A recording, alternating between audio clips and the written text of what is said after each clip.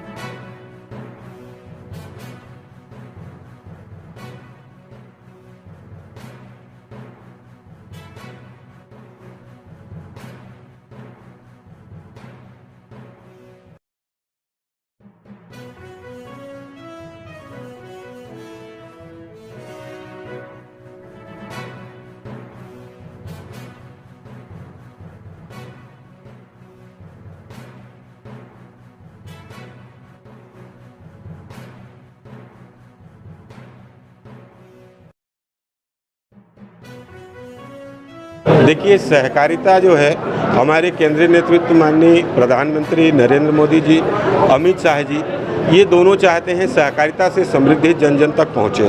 मोदी जी का 12 साल हुए हैं और 12 साल में उन्होंने राष्ट्र के लिए बहुत सारे सकारात्मक निर्णय लिए, उसमें एक सहकारिता भी एक प्रमुख पार्ट है। आज सहकारिता हमने यहाँ चुना, उसके प्रमुख कारण ये है कि मेरा शिक्षा दीक्षा मिडिल स्कूल में और 10वीं तक यही हुआ है। यहाँ से मेरा व्यक्तिगत लगाव भी रहा है, तो मैं ये सोचा कि ये मेरे गांव के आसपास का मामला है, यहाँ से जब शुरू होगी तो निश्चित ही सहकारिता के समृद्धि की दिशा पे आगे प्रांत में भी काम करेंगे। संस्थापक डॉक्टर श्यामा प्रसाद मुखर्जी का जन्म पुण्यतिथि 23 जून को हम लोग हमेशा बलिदान दिवस के रूप में मनाते हैं, क्योंकि उन्होंने कश्मीर के लिए बलिदान दिया। नेहरू जी के मंत्रिमंडल में रहते हुए मतभेद के कारण उन्होंने इस्तीफा दिया और उसके बाद में उन्होंने कश्मीर जाने की मांग की। परमिट सिस्टम उस समय लागू था, उनको गिरफ्तार कर लिया गया और रहस्यमय परिस्थितियों में उनकी मृत्यु कश्मीर में हो गई थी। तब से उस समय का जनसंघ और अभी का भारतीय जनता पार्टी हर साल 23 जून को बलिदान दिवस के रूप में मनाती है। अभी उनकी 125वीं जयंती वर्ष भी चल रहा है, जो 6 जुलाई को आ रहा है। 1901 में उनका जन्म हुआ था 6 जुलाई को, और 2026 में तो उनका अभी जयंती वर्ष भी चल रहा है। तो भारतीय जनता पार्टी अभी आज 23 जून उनके बलिदान दिवस से 6 जुलाई तक एक पखवाड़ा भी मना रही है और श्यामा प्रसाद मुखर्जी के देश के लिए, राष्ट्र के लिए जो काम किए गए हैं उनका जनता तक ज़्यादा से ज़्यादा पहुंचाएगी। और अभी भारतीय जनता पार्टी ने जहाँ बंगाल में जन्म हुआ था तो बंगाल को भी जीता है और हमेशा भारतीय जनता पार्टी कहती है ये कि कश्मीर हमारा है, सारे का सारा है।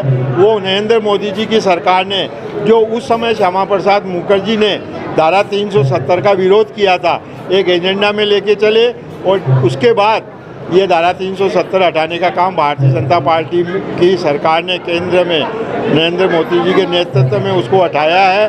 और अभी उनके सपनों को साकार करते हुए बंगाल में भी भारतीय जनता पार्टी की सरकार बनी है और 23 जून से 6 जुलाई तक सेवा पखवाड़ा मनाया जाएगा। उसमें विभिन्न कार्यक्रम आयोजित किए जाएंगे।